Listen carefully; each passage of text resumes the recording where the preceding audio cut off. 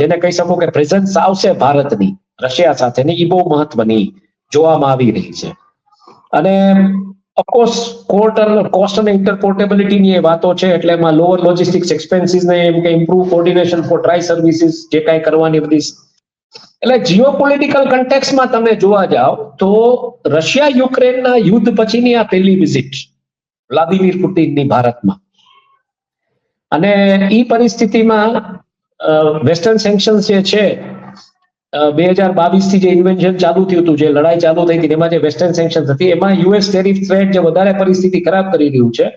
એટલે રેલોર્સ છે ઈ જે પેક્ટ છે એને કારણે ભારતને ક્યાંક એક પ્રકારે આમાં ફાયદો થશે એવી ચર્ચાઓ. એટલે ચાઇના ઇન્ડિયા સ્ટોરીની જે વાત છે, ઇન્ડિયા ચાઇના સ્ટોરીની જે વાત છે, એમાં ભારત રશિયા સાથેના સ્ટ્રેટેજિક પાર્ટનર તરીકે ઉભરી આવી રહ્યું છે. પણ ચાઇના જયારે આવા નિવેદનો આપે છે અરુણાચલ પ્રદેશને લઈને, ત્યારે રશિયાથી કેમ કોઈ પ્રતિક્રિયાઓ નથી આવતી કે ભારતથી કેમ કોઈ પ્રતિક્રિયાઓ નથી આવતી, એ બહુ મહત્વનો મુદ્દો છે.